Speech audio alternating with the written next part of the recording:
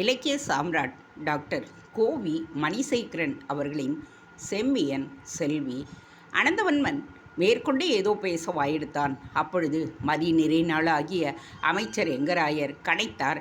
அவருக்கு முடிகொண்டானின் முகமாறுதல் எதையோ புலப்படுத்தி இருக்க வேண்டும். அவருடைய கனைப்பு கலிங்கனை விழிக்கச் செய்து விட்டது.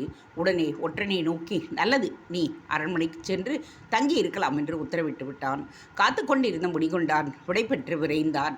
வெளியே சென்றதும் முடிகொண்டானுக்கு ஒரு சிந்தனை தோன்றிற்று. ஒருவேளை பாண்டியன் பராக்கிரனும் இம்மந்திர ஆலோசனைக்கு வந்திருக்கலாம் அல்லவா? அப்படியென்றால் கூட்டு வெளியாகிவிடுமே.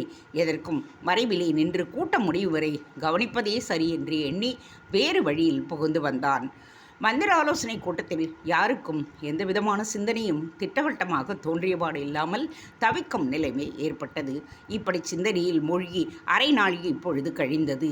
திரிபுவன பாண்டியன் விக்கிரமனை வழிமடக்கி சொன்னதன் நோக்கம் என்னவாயிருக்கும் என்று கலிங்கன் பலத்த சிந்தனையில் ஆழ்ந்தான். அப்படி ஆழ்ந்த சிந்தனையில் மூழ்குவதற்கு காரணம் மந்திர ஆலோசனை பற்றி எதுவுமே குறிப்பிடவில்லை என்பதே. மேலும் வழிமறிக்க வேண்டிய காரணத்தையும் குறிப்பிடவில்லை. அத்துடன் கருணாகரனை பற்றிய தகவல் இந்த ஓலையில் குறிப்பிடப்படவில்லை. கலிங்கனுக்கு சிறிது ஐயம் துளிர்விட்டது.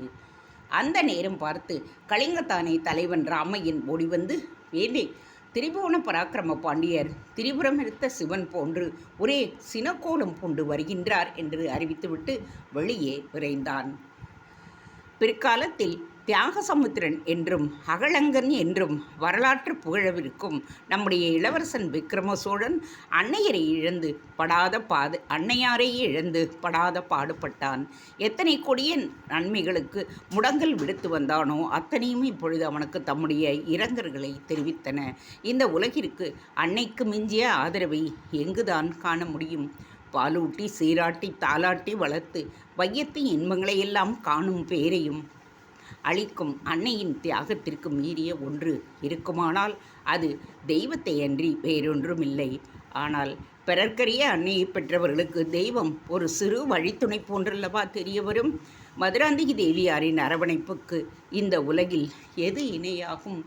கருணாகரன் ஒரு எளிமையான பல்லவ தோன்றலாய் விளங்கியவன். தன் உயிரையும் மதிக்காமல் தன்னுடைய தாயின் உயிரை காப்பாற்றிய, அதிலும் அரசியார் என்று தெரியாமலேயே ஏதோ பிரிதொரு உயிரை காப்பாற்றுகின்றோம் என்கின்ற நல்ல நோக்கில் காப்பாற்றி காரணமன்றோ அவனை தத்துப்பிள்ளையாக வரித்து கொண்டார் சோழமாதேவி.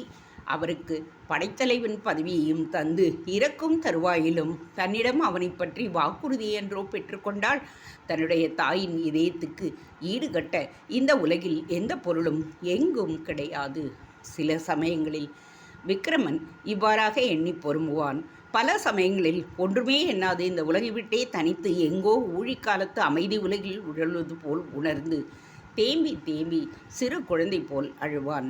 அப்பொழுது அவனுடைய நெஞ்சு வெடிக்கும், நாசி அடைக்கும், முகம் நீர்கோத்து வீங்கும், காவிரியின் புதுப்புணல் போல் கண்ணீர் பெருகி அவனுடைய சோகத்தை குளிப்பாட்டும். இவ்வாறான மனக்கவலையை தணிக்க வேண்டி தினம் தினம் சோழகங்கை ஏரியின் புறம் சென்று அதன் கரையில் தேரை நிறுத்திவிட்டு வெகுநேரம் தாயின் சிந்தனையில் ஈடுபட்டுவிட்டு திரும்புவான். அப்படி அவன் சோழகங்கை ஏரிக்கரையில் அமர்ந்து கண்ணீர் விட்டு திரும்பும் பொழுது ஒரு நாள் இளவேணி கவனித்து விட்டாள். இளவேணியை கண்ட விக்கிரம சோழன்தான் தான் இளவரசன் என்பதையே மறந்து கோவென அழத் தொடங்கினான். இளவேணியும் தொடர்ந்து அழத் தொடங்கினாள். வீராதி வீரனாய் விளங்கிய விக்கிரம சோழனே தன்னை மறக்கும் பொழுது பெண்மைக்கு அழுகை பிறப்புரிமையாயிற்றே. அதனால் இந்த இளவேணியைக் கண்டு இளவரசன் ஏன் அழ வேண்டும்? 2 தினங்கள் நாமே அவர்கள் சந்தித்தார்கள். இந்த 2 தின சந்திப்பு அவர்களுக்கு 2000 ஆண்டு சந்திப்பு போல பெருகி ஆயிற்றோ? பிறவிப்பற்று என்கின்றார்களே, ஒருவேளை அப்படி இருக்குமோ? மனித வாழ்வில் பல சமயம் பல்லாயிரக்கணக்கான மனிதர்களை சந்திக்க நேரிடுகிறது. அவர்கள் அத்தனை பேரையும் சந்தித்த மறுகணத்திலேயே கண்ணோடு மறந்து விடுகின்றோம். ஆனால் எப்பொழுதோ ஒரு சமயம் ஒரு சிலரை சந்திக்கின்றோம். அந்த ஒரு சிலர் இதயம் வரை சென்று குடியிருக்க தேடிக்கொண்டு விடுகின்றனர். பிறவித் தொடர் மனித வாழ்வில் இல்லை என்பது மடைமை. அப்படி கூறுபவர்கள் நெஞ்சம் இல்லாதவர்கள், பிறவி பெருங்கடலில் நீந்தாதவர்கள், இறைவனுக்கும் நமக்கும் உள்ள தொடர்பு பற்றி அறியாத விலங்கினங்களாக வாழ்ந்து முதல் மனித பிறவியை எடுத்தவர்கள். இவர்கள் மனிதாந்த தொடர்புக்கு அபயமாக இன்னும் பல பிறவிகள் எடுக்க வேண்டும். அப்போதுதான் இந்த உலக சிந்தனை அவர்களுடைய நெஞ்சில் ஆழமாக இடம்பெறத் தொடங்கும். அப்போதுதான் மனிதன் ஆஸ்திகாந்தத்திற்கும் நாஸ்திகாந்தத்திற்கும் அப்பாற்பட்டு விளங்கும் மனிதாந்தத்திற்கு விண்ணப்பம் செய்கின்றான். அந்த விண்ணப்பம் அவனுக்கு ஞான பதவியை அளிக்கின்றது. அவன் இந்த உலகிற்கு செல்ல வேண்டியவைகளை சொல்லிவிட்டு போகவே கடமைப்படுகின்றான். அப்படி கடமைப்படும் போதுதான் திருவள்ளுவ பெருந்தகையும் பிறவி பெருங்கடல் நீந்துவர் நீந்தார் இறைவனடி சேராத மக்களாக திரிய வேண்டும் என்று சொல்லி போனார் போலும். இளவேணியும் இளவரசன் விக்ரம சோழனும் இந்த பிறவியின் தொடர்பு காரணமாகத்தான் அவர்கள் முதல் சந்திப்பிலேயே ஒருவரை ஒருவர் புரிந்து கொண்டிருக்க வேண்டும். ஒருவரின் உள்ளத்தில் ஒருவர் ஊடுருவி பாய்ந்து பார்வையிட்டு இருக்க வேண்டும். ஒருவர் கண்ணுக்குள் ஒருவர் பார்வையை செலுத்தி இருக்க வேண்டும். இல்லையெனில் விக்ரம சோழன் பல நாட்களாக சந்தித்து பல முறை உரையாடி பல காரணங்கள் தன்னை மறக்கச் செய்த காதலியாக மதித்து மனபழுவை இறக்கியிருக்க மாட்டான் அல்லவா? இளவேணி அவனுக்கு பற்பல வழிகளை எடுத்து கூறி ஆறுதலை தேடித் தந்தாள். காலக்காவியமாம் கலிங்கத்து பரணிபாடி காலதேவன் திருவிளையாடலை எடுத்து கூறவிருக்கும் காலதேவரின் அரவணைப்பில் வளர்ந்தவளாயிற்றே அவள். அவளுடைய அறிவுக்கு அப்பஞ்சம்.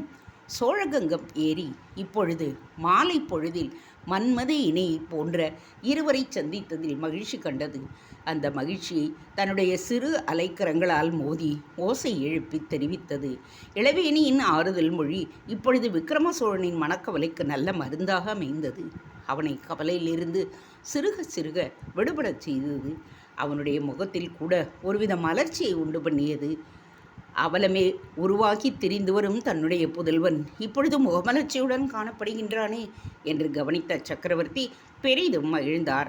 தாம் கொண்ட எண்ணத்தை நிறைவு செய்ய புதல்வனின் கவலை தடையாக இருக்கிறதே என்று வருந்திய சக்கரவர்த்திக்கு தெம்பு கண்டது. அத்துடன் இளவரசரின் மனக்கவலைக்கு மருந்தாக அமைந்த காரணப்பொருளை காணவும் துடித்தார். அதன் மூலம் தன்னுடைய மனதின் அடித்தளத்தில் அடுக்கி வைத்திருக்கும் துன்பக் குமுறலையும் போக்கிக் கொள்ள வழியுண்டா என்றும் நினைத்தார். பல போர்க்களங்களையும் கொடுமைகளையும் விழுங்கி ஏப்பமிட்ட பழக்கத்தின் காரணமாக சக்கரவர்த்தி மதுராந்தகி தேவியாரின் பிரிவு துயரை மனதில் அடக்கிக் கொண்டு வெளி உலக அலுவல்களை எப்போதும் போல் கவனிக்க முற்பட்டார். ஆனால் அது இளவரசனுக்கு முடியும் செயலென்றோ? இளமையின் அனுபவமே அவனுக்கு பால பாடம்தானே. திரிபுவன சக்கரவர்த்தி சோழதேவர் ஒரு தினம் மாலை குமார சக்கரவர்த்தி தொடர்ந்து சோழகங்கை ஏரியை அடைந்தார். பொன்னிற கதிரோனால் தன்னிறம் மாறிக்கொண்ட சோழகங்கம் ஏரி சலனமற்று காணப்பட்டது. அந்த சலனத்தை கிழித்து கொண்டு ஒரு இனிமையான கீதம் கேட்டது. பூவின் மென்மை போன்ற அந்த குரல் வரும் திக்கை நோக்கி விக்ரமன் விரைந்தான். அந்த இனிமையான குரலிலிருந்து சோழ மரபின் வழித்தொடர் அடங்கிய பாடல் ஒன்று மிதந்து வந்தது. இளவரசன் அந்த பாரம்பரிய பாடலை மெய்ப்பிப்பவன் போல வீறு கொண்டு விரைந்து கொண்டிருந்தான். இனிமையான அந்த குரல் பெண் குரல்தான். ஆனால் அது யாருடைய குரலாக இருக்க முடியும்? இவ்வாறு சிந்தனையை செலுத்தும் பொழுது பாடலில் அடங்கிய கருத்து சோழதேவர் குலோத்துங்கரை மெய்மறக்கச் செய்தது. கூந்தள கூடர் சங்கமத்து வென்ற சோன அபயன் குவலயம் கழித்த பிள்ளை இந்த நிலை குலப்பாவை இவன் பார் சேர்வதற்கு என்ன தவம் செய்திருந்தாள்? உலகையெல்லாம் கவிக்கின்ற ஒரு கவிதை சதுங்கையன் மரபு கீர்த்தி அலங்கையெல்லாம் காக்கின்ற அம்மை பூ தலம் காப்போன் அவனே என்ன. ஆகா, தன் புகழை இப்படி தேனாம் தமிழில் திகட்டாத குரலில் பாடிய பெண் யாராயிருக்கும்? நம்மை பற்றி புகழும் இந்த பாடலை எழுதியவளும் இவள்தானோ? அல்லது வேறு எவரேனும் இருக்கின்றார்களோ? யாரோ அந்த புலவர் பெருமான். இவ்வாறு எண்ணியவராக மகனை பின்தொடர்ந்த சக்கரவர்த்தி ஒரு அடர்ந்த மரத்தின் பக்கத்தில் வந்ததும் அப்படியே அசையாத சிலை போல் நின்று விட்டார். அவர் கண்களை உறுத்திய காட்சி உள்ளத்தில் வேல் கொண்டு பாய்ச்சியது. அவருடைய உடல் வியர்த்தது. சற்று முன் தம்மை பற்றி புகழுரை பாடலை இப்பொழுது எங்கோ ஒலிப்பது போல் உணர்வு தட்டி அதுவும் மறைந்துவிட்டது. அவர் தேடி வந்த மனக்கவலைக்கான மருந்து நஞ்சாகி அவரை நாணச் செய்தது. காதல் போதில் மூழ்கிய விக்கிரம சோழனையும் இளவேணியையும் தடுக்க மனமில்லாமல் அரண்மனைக்கு திரும்பினார் சோழதேவர். அவருடைய இதயத்தில் அமுங்கி கிடந்த துன்பத்தின் குமுறல் குமிழிவிடத் தொடங்கியது. எத்தனையோ காரணம் கற்பித்து அதை அடக்கவும் முயன்றார். அப்படியும் அது அடங்கியதாக காணோம். தம்முடைய உயிருக்குயிரான தோழரும் அரண்மனை அவை புலவருமான காலதேவரை வரவழைத்து நடந்தவற்றை கூறி மனபலுவை குறைக்க முயன்றார். குலோத்துங்கர் கூறிய தகவல்களில் இருந்து விக்கிரமன் இதயத்துக்குள் குடிகொண்டவள் இளவேணியாகத்தான் இருக்க முடியும் என்று எண்ணமிட்டார் காலதேவர். அந்த எண்ணம் உறுதியாயிற்று. சோழதேவர் பேரில் தம்மால் பாடப்பெற்ற புகழ் பாடலை குறிப்பிட்டு கூறும் பொழுது அதற்கு பிறகு காலதேவன் இளவேணியின் மூலம் எல்லாவற்றையும் கேள்விப்பட்டார். அவருடைய உள்ளத்தில் ஓகை பொங்கி வழிந்தது. இளவரசனும் கருணாகரனும் ஒற்றுமையாய் இணைந்து வாழ இந்த காதல் அறுபுரியட்டும் என்று வாழ்த்தினார். ஆனால் சோழதேவர் குலோத்துங்கருக்கு மட்டும் இது பற்றியதில் ஏனோ மனக்கவலைதான் புகைவிட்டது.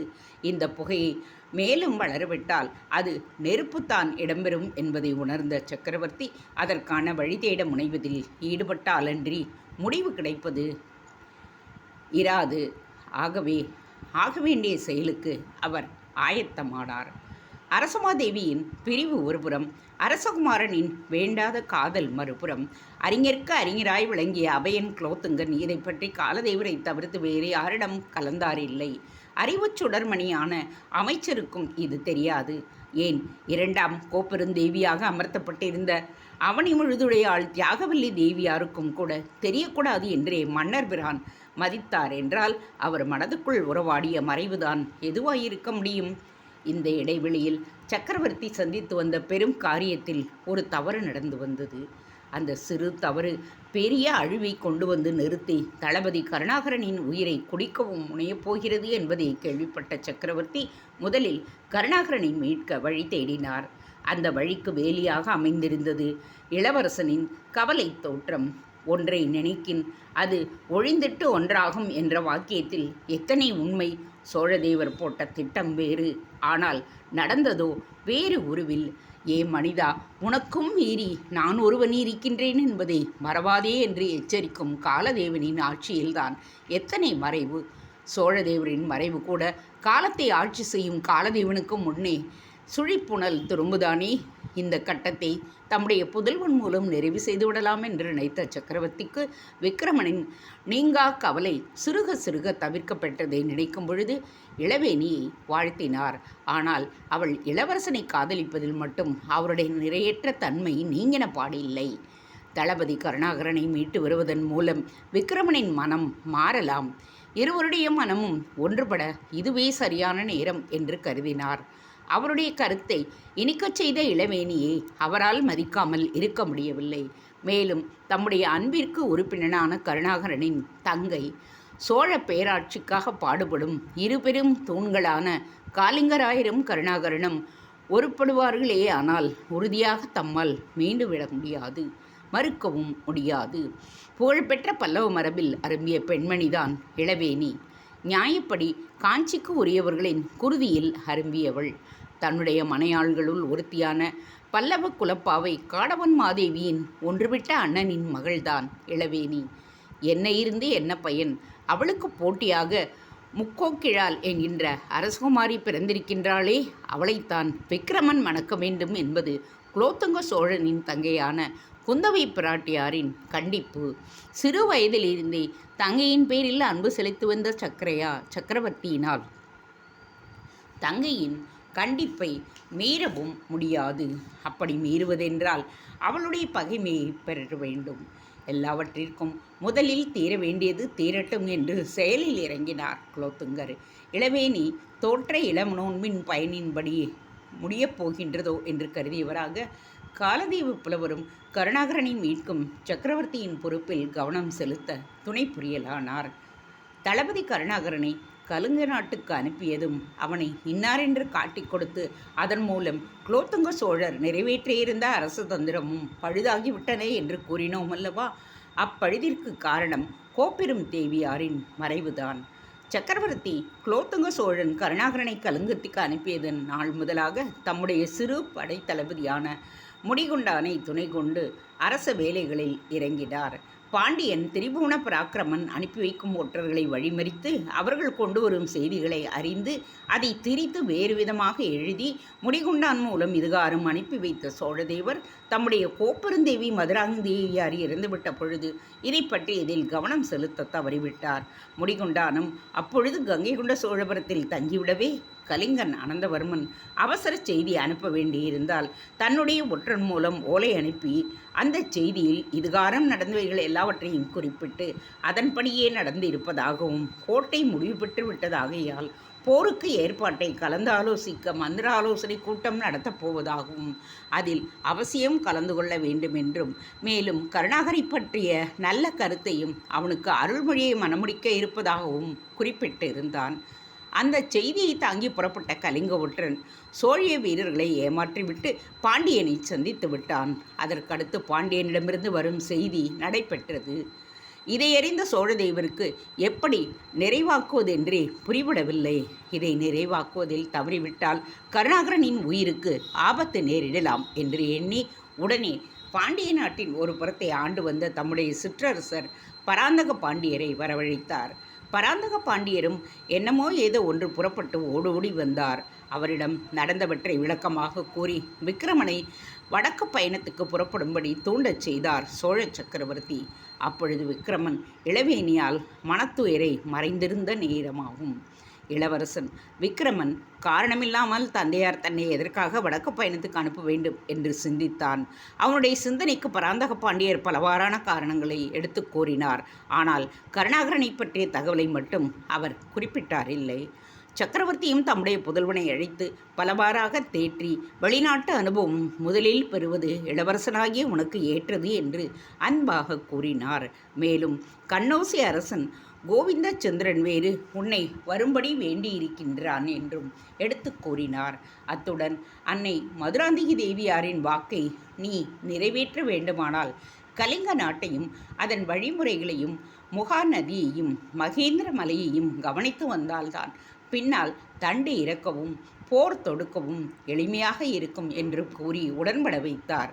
ஆனால் பராந்தக பாண்டியரிடம் மட்டும் கருணாகரன் தப்பித்து வந்தால் அழைத்து வந்துவிடவும் தவறினால் விக்கிரமனை தூண்டி போருக்கு ஆயத்தமாக்குங்கள். அப்படி ஆயத்தமானால் உடனே எனக்கு அறிவிக்கவும் வேண்டும். நான் பின்னேயே படையுடன் அங்கு வந்து சேர்கிறேன் என்று எச்சரித்தும் இருந்தார். இதன் காரணமாக தற்பாதுகாப்புக்கு என்று கூறி வரும் பெரும் படையை விக்கிரமனின் பின்னால் அனுப்பினார் குலோத்துங்க சோழர். இளவரசன் விக்கிரமனும் தந்தையார் நன்மைக்காகவே படைகளை தம்முடன் அனுப்பி வைக்கிறார் என்று நினைத்து பாண்டியர் பராந்தகருடன் புறப்பட்டான். விக்கிரம சோழனும் பராந்தக பாண்டியரும் புறப்பட்டதும் பின்னே முடிகுண்டானையும் புறப்பட ஆயத்தமாக்கினார் சக்கரவர்த்தி. அவனிடம் துணிந்து ஒரு செய்தியை கற்பனை செய்து குறிப்பிட்டு ஓலை அனுப்பினார். அனுப்பும் பொழுது கவனமாக சூழ்நிலையை கவனித்து நடந்து கொள். கருணாகரனை காப்பாற்றி அழைத்து வருவதில் இம்மியும் தவறிவிடாதே என்று கூறி பெரிதும் எச்சரித்து தான் அனுப்பி வைத்தார். இவர்கள் சென்ற 2 தினங்களில் சோழிய தலைமை ஒற்றன் புலிக்கண்ணன் சக்கரவர்த்தியை காண கங்காபுரிக்கு ஓடோடி வந்தான். அப்படி வந்தவன் சோழதேவா, பாண்டியன் திரிபுவனன் கணற்கண்களுடன் கலிங்கம் நோக்கி புறப்பட்டு விட்டான் என்று செய்தியை கூறினான். அந்த செய்தி அசையாத உள்ளம் படைத்த குலோத்துங்க சோழின் இதயத்தையே அசைத்து விட்டது. காலம் தம்முடன் விளையாடத் தொடங்கிவிட்டது. எனவே நடக்க வேண்டியது எந்த முறையில் நடக்க வேண்டுமோ அப்படி நடந்தே தீரும் என்று தமக்குள் எண்ணி பொறுமிக் கொண்டார். குணதிசையில் முகில் திரள்கள் குமரிக்கொண்டிருந்தன. இடையிடையே சிறு சிறு மின்னல் கொடிகள் படர்ந்தோடி மறைந்தன. மழை லேசாக பிசுபிசுத்தது. திறந்துவிட்ட பலகனியின் வழியாக முகில் திரள்களை கண்ணோக்கிய வண்ணமாக நின்று கொண்டிருந்த கருணாகரனின் மனமும் குமரிக்கொண்டுதான் இருந்தது. சிற்சில எண்ணங்கள் இடையிடையே மின்னி மின்னி மறைந்தன. அவனுடைய காதல் வாழ்வு பிசுபிடித்து விடக்கூடாதே என்றுதான் அஞ்சினான். அங்கு வானமாதேவி தன்னுடைய மகளின் வாழ வீட்டின் நிலைமையை கண்டு குமரினாள். இங்கு கருணாகரன் வந்த செயல் மட்டும் முடிவடையாமல் இடையே காதல் ஒன்று வந்து குறுக்கிட்டு நம்மை கலங்கடிக்கச் செய்கிறதே என்று குமரினான். வானமாதேவி தன்னுடைய மருமகன் சூரிய தேவனின் கல்மனதை நினைத்து கடும் சினம் கொண்டு கண்களை உருட்டினாள். அது மின்னலாகி பளிச்சிட்டு சடார் சடார் என்றது. கருணாகரனோ தன்னுடைய காதலியை சோழ பூமிக்கு கொண்டு சென்றால் ஏதேனும் குழப்பங்கள் விளையலாமோ, அன்றி மன்னர் பிரானிடம் மனத்தாங்கலும் ஏற்பட்டு விடுமோ? அண்ணா கலிங்கராயரின் பொறுப்பை வெறுப்பையும் பெற்றுவிடக்கூடுமோ? இவர்களை எல்லோரையும் விட வாக்குறுதி கேட்ட கோப்பெருந்தேவி தம்முடைய மன வலிமையை எண்ணி கேவலமாக மதித்து நன்றி கெட்டவள் என்று தூற்றி விடுவாளோ? இவ்வாறான எண்ணங்களை மனத்துக்குள் எழுப்பி துடித்தான். அந்த துடிப்பு தான் செய்த தவறுக்காக யாரோ சடார் சடார் என்று சாட்டையால் அடிப்பது போல் காணப்பட்டது. வானமாதேவியின் கண்ணீர் தடைப்பட்டது. கருணாகரனின் காதலோ கரை புரண்டது.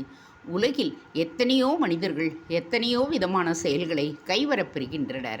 அவர்கள் பெற்ற செயல்களுக்காக தக்க பயனையும் அடைகின்றார்கள்.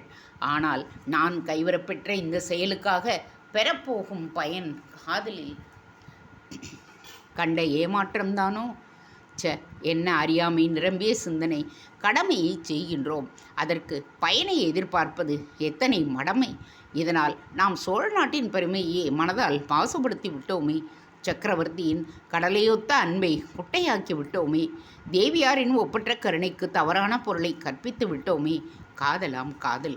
காதலில் என்ன வேண்டி கிடைக்கின்றது? கத்தரிக்காய். அடடா, எவ்வளவு துச்சமாக அதை மதித்து விட்டோம். அது என்ன செய்யும்? இளமையின் மடியிலே தலை வைத்து திசைக்கும் அதன் முரட்டுத்தனமான வல்லமையல்லவோ நாம் சினந்து கொண்டோம். பேரியாழின் இன்னிசை மனிதருடைய காதுகளை தேடுவதில்லை. அந்த அமுத மழையைத்தான் நாம் தேடிச் செல்லுகின்றோம். தெய்வம் இருந்த இடத்தில்தான் இருக்கின்றது.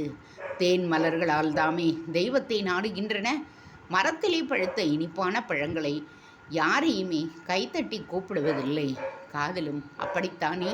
காதல் தெய்வமே, உன்னை நாடிவிட்டோம். தூய முறையிலே எங்கள் வழிபாட்டை உன்னிடம் செலுத்தி வருகிறோம்.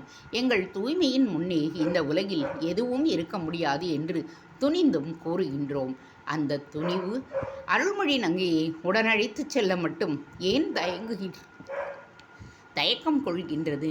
நாம் அவளிடம் வாக்கு கொடுத்து விட்டோமே. அதை தவறுவது தூய வீரனுக்கு அழகோ? தூய வீரன் வெட்டிக்கு வாளை உருவ மாட்டான் என்று அவளிடம் கூறியிருக்கின்றோமே. அறத்துன்பத்தின் பொல்லாத உருவை இப்பொழுது நன்றாகவே அறிய முடிகிறது. கோட்டையின் வேலை முடிந்துவிட்டது. 2 தினங்களில் எப்படியும் புறப்பட்டே தீர வேண்டும். புறப்படும் சூழ்நிலை எவ்வாறாக அமையப் போகின்றதோ, இந்த நிலையில் அருள்மொழியை வேறு உடனழைத்துச் செல்வதால் பல துன்பலுக்கு ஆளாக நேரிடுமோ? எதற்கும் அருள்மொழியை நாம் சந்திக்கும் பொழுது திட்டத்தை வேறு விதமாக உருவாக்கும்படி அவளையே தூண்ட வேண்டும். அப்பொழுது நல்லதொரு வழி பிறக்கும். அந்த வழி எங்களை வாழ வைக்கும். கருணாகரன் இவ்வாறு தீவிரமாக சிந்தித்த வண்ணம் பலகனியின் வழியாக வானை பார்த்து கொண்டிருந்தான். அந்த சமயம் திடுக்கிடும்படியான ஒரு நிகழ்ச்சி நடந்துவிட்டது. பின்னால் இருந்த பலகனியின் வழியே யாரோ உள்ளே நுழைந்து பலகனியின் கதவுகளை தடதடவென அதிரச் செய்து தடார் என்று குதித்து தன்னை நோக்கி ஓடி வருவது போல் உணரவே அடுத்து வாளை உருவிக்கொண்டு திரும்பினான். அவனுடைய கண்களில் சினத்தீயின் சுடர் தென்பட்டது. அந்த தோற்றம் ஓடிவந்த எதிரியை குலை நடுக்கம் ஏற்படச் செய்தது. என்றாலும் எதிரி ஒருவாறு தன்னை தேற்றிக்கொண்டு அமைதி அமைதி என்றான். இரவு நேரமாகையால் முற்றத்தூண்களின் 2 விளக்குகள் மங்கலாக எரிந்து கொண்டிருந்தன. ஏனைய விளக்குகளை கருணாகரன் அணைத்து விட்டான். அந்த விளக்கின் ஒளிகள் அவனுடைய உள்ளத்து விளக்கொளியை ஏற்றி வைத்து ஒளிபரப்ப தடையாக நின்றன போலும். அமைதி அமைதி என்ற குரல் கேட்டதும் கருணாகரனுக்கு வருவது யார் என்று புரிந்துவிட்டது. உருவிய வாளில் தன்னுடைய இடக்கரத்தின் பெருவிரலால் கூர்மையை சோதித்து உரையிலிட்டான். அவனுடைய பெருவிரலில் கசிந்து வந்த குருதியை துடைத்து கொண்டு சினத்தை அடக்கி கொண்டான். ஆனால் இன்னும் சிறிது நேரத்தில் அடக்க முடியாத பெரும் துயரில் ஆழ்ந்து இதயத்தில் குருதி கசியப் போவதை அவனால் எப்படி உணர முடியும்? முடிக்கொண்டா, நல்ல வேளையாக குரலை காட்டினாய். இல்லை என்றால் இந்நேரம் குரலை காட்டியிருப்பேன் என்று நான் அறிவேன். அருகே வந்து நின்ற முடிகொண்டான் இவ்வாறு கூறியதும் கருணாகரன் வாய்விட்டே சிரித்தான். முடிகொண்டான் இப்பொழுது மந்திர ஆலோசனை கூட்டத்திலிருந்து நேரே இங்கு வந்திருக்கின்றான். கருணாகரா, இது சிந்திக்கும் நேரமன் சிரிக்கும் நேரமன்று. வீரர்கள் நாலாபுரமும் தேடும் நேரம் ஏற்பட போகின்றது. அதனால் நூலேணி ஏற்பாடு செய்து கொண்டு பலகணியின் வழியாக நான் புரிந்திருக்கின்றேன். வெளியில் காவலுக்கு கூட தெரியக்கூடாது என்பது என்னுடைய எண்ணம். அறையை நன்கு தாளிட்டுக்கொள். குறைந்தது 5-6 நாழிகையாவது செல்ல வேண்டும் இந்த அறையின் கதவுகளை திறப்பதற்கு. அதற்குள் நாம் இந்த நூலேணியின் வாயிலாக இறங்கி கீழே காத்து கொண்டிருக்கும் குதிரையில் பயணப்பட்டாக வேண்டும். புறப்படலாம். முதலில் நடந்ததை கூறாமல் இப்படி புறப்பட தூண்டினால் போச்சு போ. ஏன் வெற்றிலைப்பாக்கு வைத்து கூறச் சொல்லுவாய் போலிருக்கிறதே. இதோ பார், இப்பொழுது நீ புறப்படுகிறாயா, இல்லை நான் புறப்படட்டுமா? அப்பா முடிக்கொண்டவா, இப்பொழுது என்ன தலை கொண்ட நிகழ்ச்சி நடந்து விட்டது? இது என்ன கதாகாலட்சேபம் சொல்லுகின்ற நேரம் என்று எண்ணி இருக்கிறாயா கருணாகரா? விளையாட இது நேரமில்லை. இன்னும் கொஞ்ச நேரத்தில் விபரீதம் நடக்கவிருக்கிறது. வளவளவென்று சொன்னதையே சொல்லி கொண்டு போகிறாயே ஒழிய நடப்பதை இந்த நேரம் விளக்கி இருக்கலாமே. சொல்ல வேண்டுமா? அப்படி என்றால் அகோலும் பிள்ளாய் கருணாகர தளபதி, சற்று நேரத்துக்கு முன் நடந்து கொண்டிருந்த மந்திர ஆலோசனை கூட்டத்தில் கலிங்கன், கதம்பன், வைசாலன், சாளுக்கியன், யாதவன், வத்தவன் போன்றோர் கலந்து கொண்டிருந்தனர். நானோ பாண்டியனை தூதுவனாகச் சென்று ஓலையை கொடுத்தேன். ஐயோ கருணாகரா, பாண்டியன் வருவதாக இருந்த செய்தி நாம் அறியாதது. இதற்கு காரணம் சோழ பூமியில் ஒரு சோக நிகழ்ச்சி நடந்து விட்டது. அதனால் ஏற்பட்ட சிறு தவறின் காரணமாக இன்று மந்திர ஆலோசனை கூட்டத்தில் நமது நாடகம் அம்பலமாகிவிட்டது. நான் தப்பியது தம்பிரான் புண்ணியம். அம்பலமாகிவிட்டது என்றால் திரிபுவன பாண்டியன் நேரிலேயே வந்துவிட்டான். சாட்சாத் இந்த கண்கள் அவனை தரிசித்தன. அப்படியா? பின் எப்படியாம்? அது சரி, சோழ நாட்டில் சோகம் நிறைந்த நிகழ்ச்சி நடந்துவிட்டதென்று கூறினாயே, அது என்ன? அதனால் என்ன தவறு? எப்படி நேர்ந்தது? இதை கூற இப்பொழுது நேரமில்லை. புறப்படு, வழியில் சொல்லுகின்றேன். இல்லை, என்னுடைய மனம் கேட்கவில்லை. உடன் அறியாவிட்டால் என் தலை வெடித்து போகும். சொல் முடிகொண்டவா. செய்தியை சொன்னால் உன் தடை உண்மையில் வெடித்துத்தான் போகும் என்று முடிகொண்டான். மனதுக்குள் எண்ணிக்கொண்டானே ஒழிய கூறினான் இல்லை. அவன் உள்மனதுக்குள் மட்டும் முடிகொண்டவா கவனம் என்ற எச்சரிக்கை குரல் ஒலித்து கொண்டே இருந்தது. கருணாகரன் விடுபவனாக தெரியவில்லை. விரைவில் சொல், நான் உடன் சென்று அருள்மொழியை காண வேண்டும், தாமதிக்காதே என்று சுறுசுறுப்படுத்தினான். அருள்மொழியை போய் காண வேண்டும் என்று அவன் கூறியதை கேட்டவுடன் முடிகொண்டவனுக்கு மூளை சுழன்றது. இன்று நாம் உறுதியாக அவிட்டு கொள்ளப் போகின்றோம். கலிங்க கோட்டைக்கு நம்மால் அவர்கள் பலியிட்டாலும் கூட வியப்பதற்கில்லை. ஐயோ, கருணாகரனுடைய மூளை இப்படியா கெட்டுவிட வேண்டும்? கருணாகரா, நான் சொல்வதை கேள். கலிங்கர்கள் நம்மை சிறைப்படுத்த முன்னுமே நாம் தப்பிச் சென்று விட வேண்டும். இந்த சமயம் காதல் அது இதுவெல்லாம் பார்ப்பதானால் சக்கரவர்த்திக்கு நீ கொடுத்து வந்த வாக்கு காற்றோடு மறைய வேண்டியதாக போய்விடும். உன்னால் மாபெரும் மரபான பல்லவ மரபுக்கு களங்கம் தேவையில்லை. உன்னுடைய அண்ணனாருக்கு காலம் முழுவதும் தலைதாழ்த்தி நடத்திட நேரிடலாம். ஒரு தேவையற்ற பெண்ணுக்காக நாட்டை காட்டி கொடுத்த கதைக்கு ஆளாக நேரிடும். சிந்தித்துப்பார். நீ சிறைப்பட்டாயானால் கோட்டையின் முழு தகவல்களை சக்கரவர்த்தி அறிய முடியாமல் போய்விடும். போர் தொடங்கினாலும் கோட்டையின் பலம் நமக்கு கோட்டை உண்டு பண்ணிவிடக்கூடாது. கேட்டை உண்டு பண்ணிவிடவே கூடாது.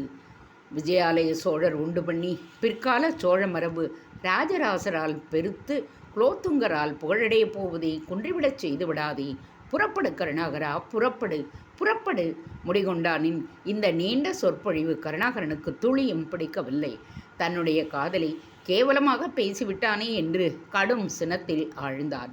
அடுத்த நொடி, முடிகொண்டவா, இதுவரை உன்னுடைய நண்பன் கேட்டு வந்தான். இப்பொழுது சோழ நாட்டு பெருந்தளபதி ஆணையிடுகின்றேன். நடந்தவற்றை கூறு என்று கட்டளையிட்டான். முடிகொண்டானுக்கு நாடி நடுக்கம் கண்டது. இனி கூறாவிட்டால் பயனில்லை என்று எண்ணி பெருந்தானை தலைவருக்கு மரியாதை செலுத்தி, தளபதி, சோழ நாட்டில் நடந்த அந்த சோக நிகழ்ச்சி கோப்பெரும் தேவி மதுராந்தகி தேவியாரின் மறைவு என்றான் குரல் நடுநடுங்க. முடிகொண்டான் இவ்வாறு கூறி நிறுத்தியதும் கருணாகரனின் கண்கள் சுழன்றன. தலை கிறுகிறுத்தது. இதயம் நின்றுவிடும் போல் காணப்பட்டது. என் அன்னை இறந்து விட்டாளா என்று அவனுடைய வாய் முணங்கியது. அடுத்த கணம் அம்மா என்று அலறினாய் மயக்கமுற்று கீழே விழுந்தான். அந்த காட்சி புயலில் தாக்குண்டு விழுந்த நெடிய மரத்தை நினைவுபடுத்தியது. தேங்க்ஸ் ஃபார் வாட்சிங். Please subscribe.